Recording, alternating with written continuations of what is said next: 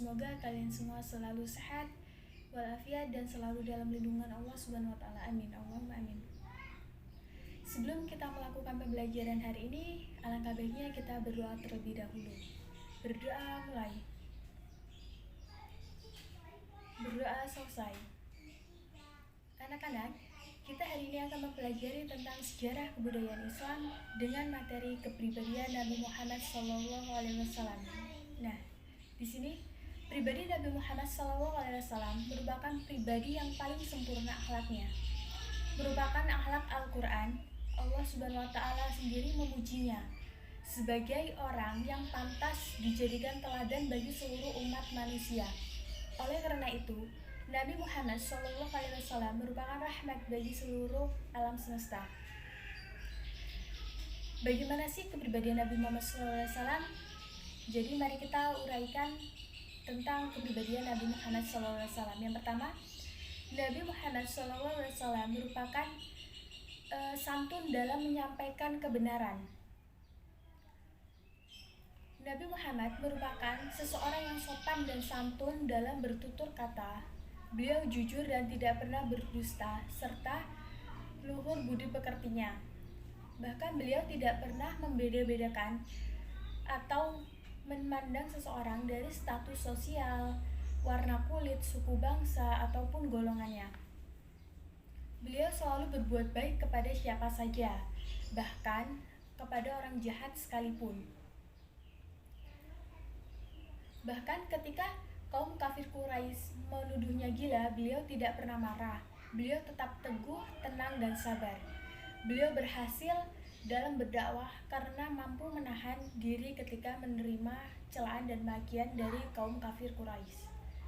Lalu, apa sih yang dapat kita teladani dari kepribadian Nabi Muhammad SAW? Yang pertama yaitu santun dalam berbicara. Dalam tutur kata Nabi Muhammad SAW selalu mengedepankan kefasihan dan keindahan. Tidak berbicara spontan, namun penuh dengan persiapan.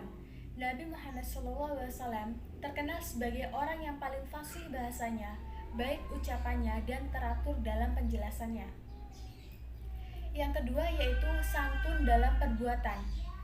Nabi Muhammad SAW selalu mengajarkan agar kita dapat bersikap santun terhadap sesama, saling menghormati dan mengasihi. Dan yang ketiga yaitu santun dalam pengambilan keputusan. Dalam pengambil keputusan, Nabi Muhammad SAW berpegang teguh pada petunjuk Allah Subhanahu wa taala. Beliau tidak pernah salah dalam menentukan sikap karena beliau adalah orang yang bijaksana dan dalam segala hal. Lalu yang terakhir, yang keempat yaitu santun ketika berhadapan dengan orang yang membencinya.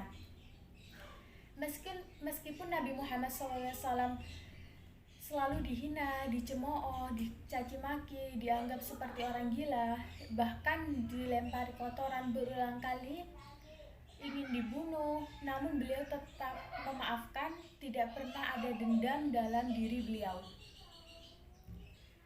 Selanjutnya yaitu sifat-sifat mulia apa saja yang wajib dimiliki oleh Nabi Muhammad SAW. Yang pertama yaitu siddiq, yang berarti jujur dan benar. Nabi Muhammad SAW memiliki sifat yang jujur dan benar dalam setiap kata dan perbuatan, sehingga Nabi Muhammad SAW mustahil bersifat khizib, yang berarti berdusta. Lalu yang kedua yaitu amanah, dapat dipercaya. Jika suatu urusan diserahkan kepada sifat-sifat mulia apa saja sih yang wajib dimiliki oleh Nabi Muhammad SAW? Yang pertama yaitu ada siddiq. Siddiq yang berarti jujur dan benar. Nabi Muhammad SAW memiliki sifat yang jujur dan benar, baik dalam setiap perkataan dan perbuatannya, sehingga Nabi Muhammad SAW mustahil bersifat hizib atau berdusta. Dan yang kedua yaitu amanah, dapat dipercaya. Jika suatu urusan diserahkan kepadanya, niscaya orang percaya bahwa urusan tersebut akan dilaksanakan dengan sebaik-baiknya. Oleh karena itulah masyarakat Makkah memberi gelar kepada Nabi Muhammad SAW yaitu Al-Amin, yang bermaksud jujur dan terpercaya, jauh sebelum beliau diangkat sebagai Rasul. Maka dari itu Nabi Muhammad SAW mustahil bersifat khianat, yang artinya mengkhianati amanah yang sudah dipercayakan kepadanya. Lalu yang ketiga, tabligh, yang berarti menyampaikan. Seorang nabi dan rasul berkewajiban menyampaikan perintah dan larangan Allah Subhanahu wa taala, maka beliau mustahil bersifat kitman atau menyembunyikan pesan Allah. Dan sifat yang terakhir yaitu fatonah, artinya bijaksana dan cerdas. Mustahil bagi seorang rasul itu bersifat baladah atau bodoh. Kemudian berikutnya ialah Nabi Muhammad SAW sebagai rahmat bagi umat seluruh alam. Dalam Al-Quran, surat Al-Anbiya ayat 107 yang berbunyi "Wa ma arsalnaka illa rahmatan lil alamin", yang berarti, dan tidaklah kami mengutus kamu melainkan untuk menjadi rahmat bagi semesta alam.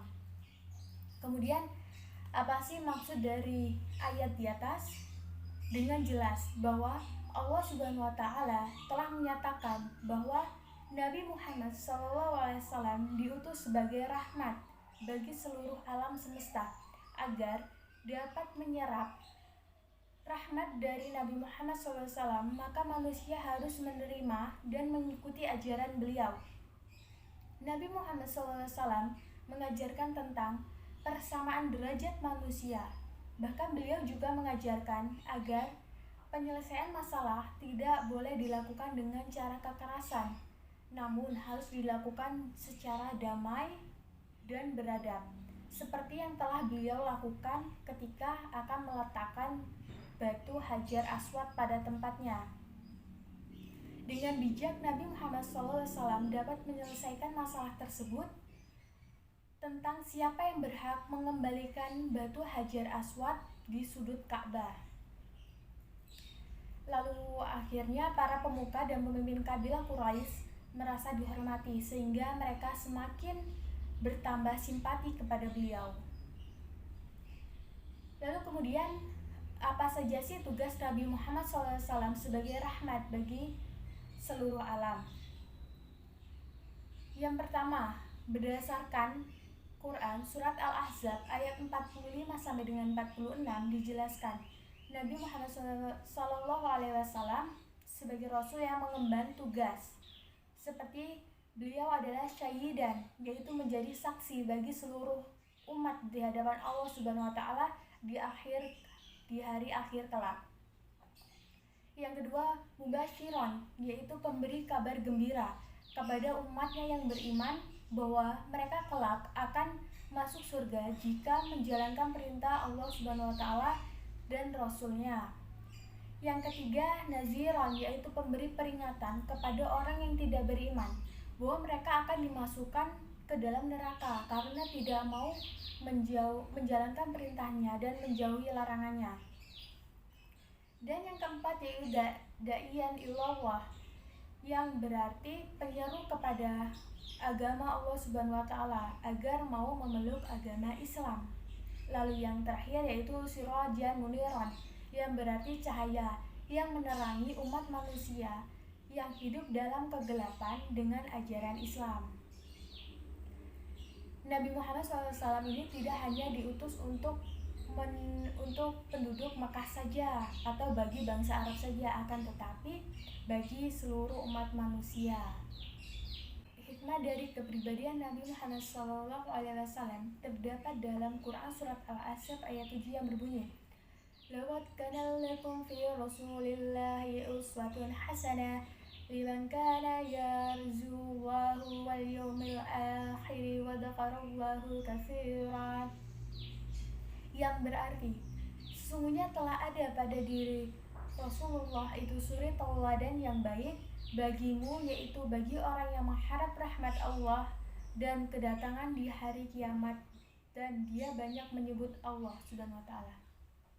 Mungkin demikian tadi penjelasan dari Ibu tentang kepribadian Nabi Muhammad SAW. Kurang dan lebihnya Ibu mohon maaf. Ibu akhiri, wallahul muwaffiq ila aqwamit thoriq. Wassalamualaikum warahmatullahi wabarakatuh.